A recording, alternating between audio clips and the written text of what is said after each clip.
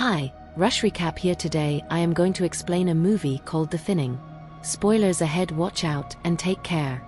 In the near future, the world is facing a grave crisis. Overpopulation has drained vital resources, pushing society into desperate measures. To manage this, the UN has enforced a harsh rule. Every country must cut down its population by 5% each year. In the USA, this regulation has taken on a particularly ruthless form. Each year, students nationwide are required to take a high-stakes standardized test, and those scoring the lowest face the ultimate penalty, execution. This annual assessment, officially titled the 10 to 241, is known by everyone as the thinning. In Texas, young students are intensely preparing, knowing the exam starts in just 18 hours. High schooler Lena, filled with a sense of responsibility, is tutoring her friend Simon, while her younger siblings play nearby.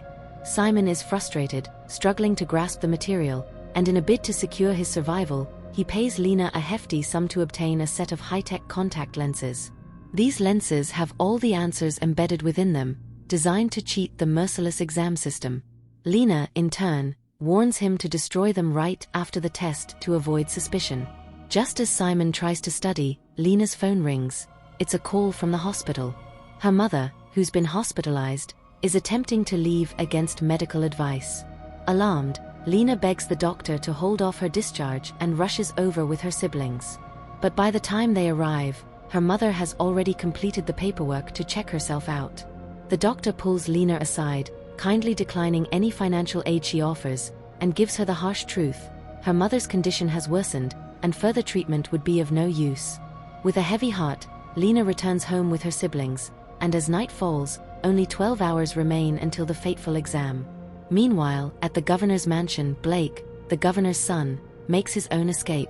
Telling his bodyguards he's heading to the kitchen, he slips away from the house to meet his girlfriend, Ellie. They try to enjoy each other's company, but the looming test casts a shadow, making it hard to ignore their fears. In an attempt to distract themselves, they sneak into a nearby mansion's pool, trying to savor a few moments of peace. But as they're about to drive back, Ellie's anxiety returns, clouding the mood. Their brief escape is interrupted as a bodyguard tracks down Blake, dragging him home.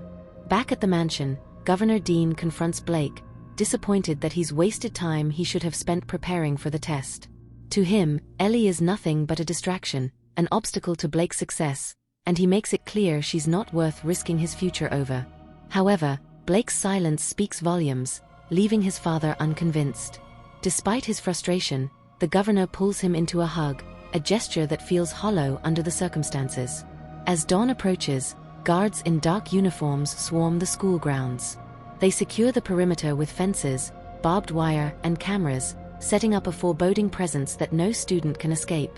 When Simon arrives early, another student accidentally bumps into him, and his precious contact lenses fall to the ground. Panicked, he scrambles to find them, but a stern guard orders him to move along. The atmosphere among the students is somber as they exchange final farewells with their families. The guards meticulously check their bags and scan their bodies, ensuring no one brings in any tools for cheating. Blake, nervous and desperate, approaches Lena, offering to buy a set of lenses, but she regretfully tells him she's sold her last pair. Just then, a guard spots a student with invisible ink answers painted on his arm.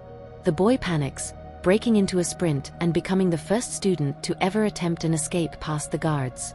Watching in real time, Lena's friend Kellen hacks into his father's security system, accessing footage of the boy's attempted escape. He manages to get past several guards before being captured in a net, his brief act of rebellion cut short. Kellen quickly makes a copy of the footage and sends it to a local news reporter, hoping to bring attention to the harsh realities of their world. Once all students are inside, the school is locked down, cutting them off from the outside world. In the classrooms, the teachers do their best to keep everyone calm, with Miss Birch offering a few comforting words. Mr. Glass takes on a more serious tone, laying out the strict rules. The students have 2 hours to complete the test, they're not allowed to take their eyes off the screen, and their scores are final. There's no room for hesitation as the test begins, and the students focus intently on their tablets, some visibly struggling to keep up. As time runs out, the students submit their answers, and the guards immediately process the results. Teachers look on in despair as they read the list of the lowest scores, their hearts sinking with each name. For those who fail, resistance is futile, with guards swiftly intervening, forcibly taking away any student who dares to fight back. Blake, Kellen, and Lena manage to pass, but Ellie's name is on the failed list. She's dragged away, leaving Blake devastated. Blake watches helplessly as Ellie is taken away.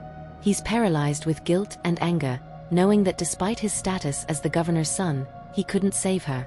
As the students are dismissed, Lena sees Blake alone and grief-stricken. She approaches him, sensing the pain he's hiding. Blake confides in her about Ellie's fate, admitting that he feels powerless against the system. Lena, sharing in his anger, tells him about her struggles and reveals that she has lost friends to the thinning, too. Days later, Kellen's footage of the boys' escape attempt and the guards' brutal handling of the students begins to circulate, causing a stir in the media. The news draws public outrage, and people begin questioning the morality of the thinning policy. However, the government quickly shuts down the news outlets that try to cover the story.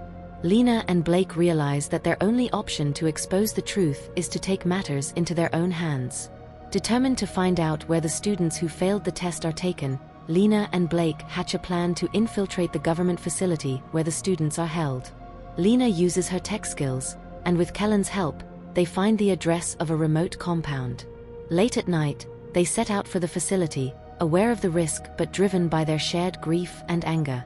Upon arrival, they see heavy security but manage to slip past the guards using disguises. Inside, they discover rows of cells where students, including Ellie, are kept in miserable conditions. The prisoners are weak, confused, and under constant surveillance. Blake finds Ellie barely conscious and assures her that they've come to rescue her. He holds her hand, feeling a spark of hope that they can still make it out together. Suddenly, an alarm blares, alerting the guards to their presence. Chaos erupts as guards flood the area, chasing down Lena, Blake, and the students they freed. Kellen hacks into the security system, briefly disabling the cameras and unlocking doors to give them an escape route. They run through the dimly lit corridors, narrowly avoiding guards as they search for an exit. In a climactic showdown, Blake and Lena find themselves cornered by guards. But just when it seems all hope is lost, they are unexpectedly saved by a sympathetic guard who secretly despises the thinning. The guard, risking his life, leads them to a hidden tunnel that opens to the outside. Grateful, Blake and Lena help the students escape through the tunnel, emerging in the forest on the other side. As they flee into the night, the group realizes they've only won a small victory. They've saved a few lives, but the system remains unchanged. Lena and Blake vow to return and fight until the thinning is abolished. With Kellen's help, they broadcast their story online, exposing the cruelty of the government's actions and igniting a movement for change. People across the country rally in support, demanding an end to the thinning. In the days that follow, protests break out nationwide, with citizens united in opposition to the brutal policy. Under mounting pressure, the government announces it will reconsider the policy. Blake and Lena know that the battle isn't over, but they've taken the first step in tearing down an oppressive system, one that has stolen too many lives. For the first time in years, hope begins to blossom in the hearts of the people, driven by the courage of those who dared to stand against the thinning. As the protests rage on, Blake, Lena, and Kellen continue working behind the scenes to sustain the momentum.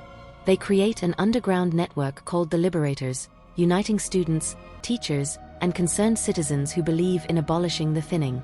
Their message spreads like wildfire across social media and encrypted channels, sparking hope in the hearts of people everywhere. The government, however, isn't willing to back down without a fight. Governor Dean, desperate to maintain control and salvage his reputation, stages a televised address. In a cold, calculated speech, he defends the thinning, labeling it a necessary sacrifice for the survival of the nation. He calls the recent protests a threat to order and insists that the policy will continue to ensure society's strongest will thrive. Blake watches, sickened, realizing that his father would rather uphold the policy than listen to the people. This moment severs the last emotional ties he feels for his father, fueling his commitment to the cause. The Liberators intensify their efforts, coordinating with whistleblowers who risk their lives to leak sensitive government information. They discover hidden records revealing that the thinning was not only a tactic to manage overpopulation, but also a convenient way for the government to silence dissent. Any student flagged for potential disruption was often placed on the failure list, regardless of their test scores. The outrage intensifies as these revelations surface, confirming everyone's worst fears. The thinning was always about control, not survival. Meanwhile, Blake's relationship with Lena deepens, forged in the fires of their shared mission. Despite the weight of their struggle, they find solace in each other, growing closer as they fight side by side. They realize that they're not just trying to dismantle an unjust system, but also to build a future where people can live without fear. Their bond becomes a symbol of the hope that sustains them through countless sleepless nights and dangerous operations. However, their resolve is tested when one of their close allies, a teacher named Miss Birch, is captured by government forces. She had been supplying the liberators with critical information, and her arrest sends shockwaves through the group. Blake and Lena wrestle with guilt, feeling responsible for putting her at risk. Determined to rescue her, they hatch a daring plan to infiltrate the detention center where she's held. They know it's a long shot, but Miss Birch's courage has inspired countless students to stand up for their rights, and they can't abandon her now. The mission is perilous, but with Kellen's technological skills, they manage to breach the detention center's security. They move stealthily through the building, avoiding guards as they make their way to Miss Birch's cell. When they find her, she's weak but resolute, encouraging them not to lose sight of the bigger picture. As they escape, they encounter unexpected resistance, and a fierce gunfight ensues. In the chaos, Blake is injured, taking a bullet to his shoulder as they fight their way out. Despite his pain, he refuses to leave without Miss Birch, and Lena supports him, her determination unyielding. They barely make it out alive, but the daring rescue boosts the morale of the liberators and the public. Images and videos of the wounded but defiant Blake and Lena become symbols of resistance. People rally harder, united by the bravery they witness. Even some government officials start questioning their allegiance, feeling the pull of public sentiment and growing weary of enforcing a policy that costs innocent lives. As the government's control wavers, Governor Dean grows desperate. He orders a crackdown, with soldiers deployed to silence protests and round up activists. But the backlash only grows stronger. Citizens and students begin organizing nationwide strikes, disrupting commerce, education, and transportation. The country comes to a standstill, forcing the government to acknowledge that they are losing control. Governor Dean, seeing the limits of brute force, begins to sense the tides turning against him. At this critical juncture, Blake makes a public statement, risking everything by stepping out of the shadows. He speaks directly to the nation, addressing the students, the parents, and even the officials who enforce the thinning. His speech is raw, filled with pain and hope. He condemns the cruelty of the policy and urges people to imagine a world where students aren't punished for failing a single test. He calls for a future where children's lives aren't pawns in a political game, where the government values every citizen, not just the privileged few. Blake's speech strikes a nerve, and support for the liberators swells to an all-time high. Faced with a national crisis and mounting pressure from global leaders, the government finally relents. They announce an immediate suspension of the thinning and agree to review the policy. Governor Dean, however, refuses to accept defeat. He steps down from his position, choosing to live in exile rather than watch his authority crumble under the weight of his son's defiance. With the thinning abolished, a new era begins. Schools rebuild their programs, emphasizing growth over punishment, and society moves toward a fairer, more compassionate approach. Blake, Lena, and Kellen continue their activism, determined to hold leaders accountable and advocate for a system that values humanity over control. Their story becomes a beacon of change, inspiring future generations to stand up against injustice and reminding the world of the power individuals have when they unite for a common cause. The scars of the thinning will take years to heal, but Blake and Lena's journey has shown a generation that even the most oppressive systems can be challenged and changed when courage meets conviction. They've turned a tragedy into a movement, proving that hope, resilience, and unity can triumph over fear and tyranny. Thanks for watching. If you enjoyed this recap, hit like and subscribe to Rushrecap for more stories like this. See you in the next one.